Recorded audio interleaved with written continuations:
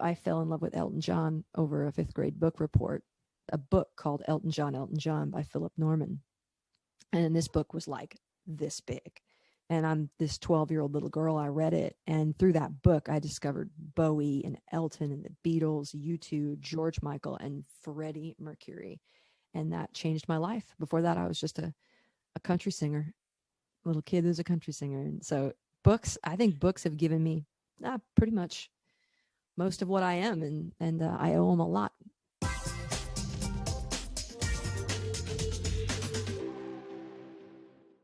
I'm Jenna Bush Hager, and I'm here with Brandi Carlile, who has written a new, beautiful memoir called Broken Horses.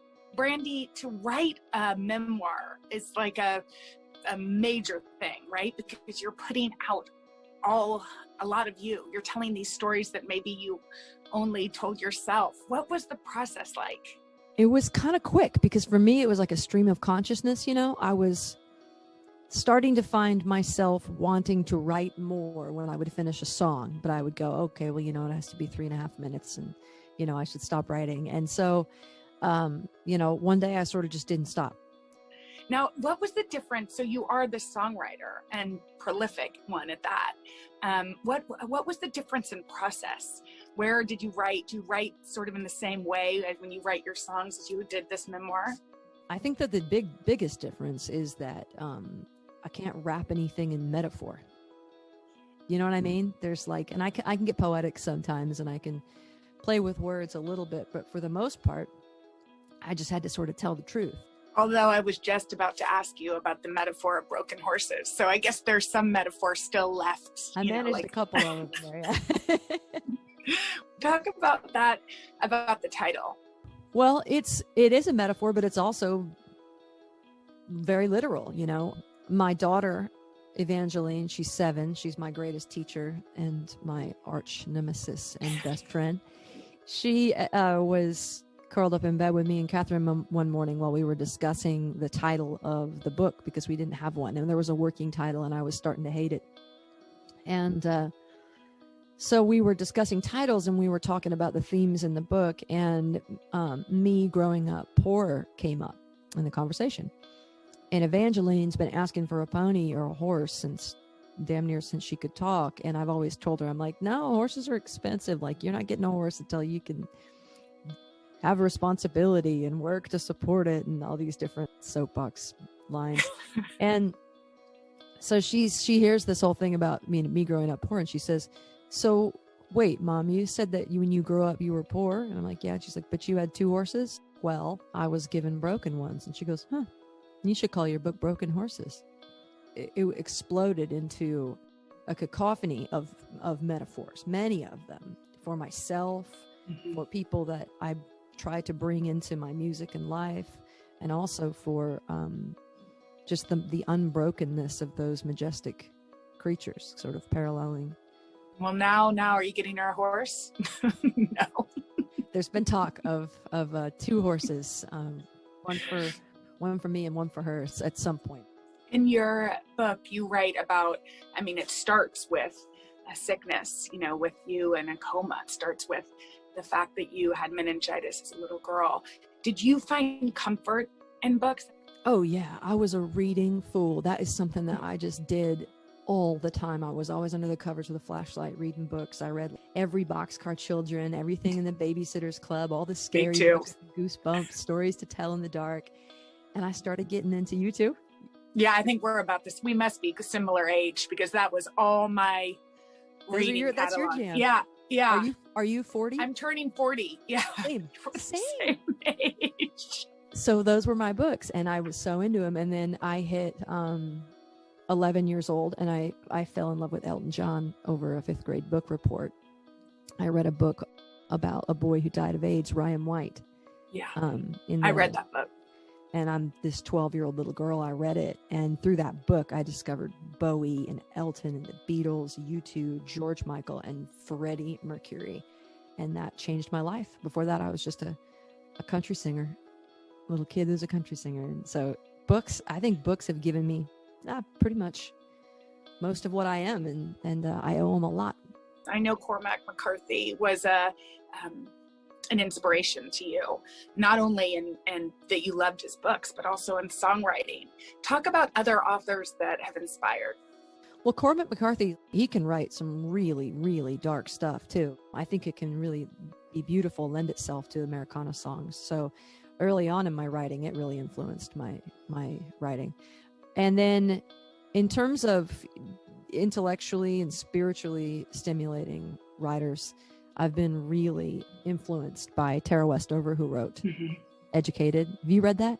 Yeah, I love that book. So I felt really inspired by Educated, and the fact that I struggled with an education, my whole life. I failed out of everything and then finally dropped out of high school early in my sophomore year. So I think it's fascinating when people overcome these monumental, seemingly insurmountable obstacles to do amazing things. I mean, she has a PhD. I still don't even have a high school diploma or even a GED, but I feel smarter having written the book, and it's done a lot for me. I was going to say, it must have been liberating in some ways to write, not only because you're sharing your story, which is empowering in itself, but also for someone who dropped out of school where you a sophomore in high school, to then write a beautiful memoir is like, okay, well, let's take that to the high school class, there's Oh my God. The thing about my schooling is, like, my teachers, Lord, did they try? They tried so hard, and I just couldn't, for some reason, learn in that environment. And there was nothing wrong with the environment. And I'll just never forget how much public school tried, and I'll never blame that system for me not being able to finish. There was just something about my mind and how I was growing that couldn't apply myself at that time, but I'm making up for lost time now. And even though I didn't finish my education, I'm proud of the little one that I did have. Yeah, and the continuation of it, like, you're still curious and learning every single day, it seems. And so what are some of your favorite books? And I know you live on kind of a compound with a lot of different people in your family and the people you love. Do y'all share books? Do you is that part of the culture there? Oh yeah, we have all been passing around Untamed by Glennon Doyle. We all love that book. Me, when Elton put it out, more myself when Alicia Keys put hers out. Velvet Elvis by Rob Bell was hugely spiritually affirming for me. And then Ragamuffin Gospel by Brenna Manning is probably my favorite and most inspirational book that I think I've ever read. And I love the term ragamuffin, because I don't think there's ever been a word that describes me or my kind more. What about with your kids? Do you read to them? Are there favorite books in y'all's home? Oh yeah, we've got The Very Hungry Caterpillar. We've got Mommy, Mama, and Me is a big one. Both my kids can recite that.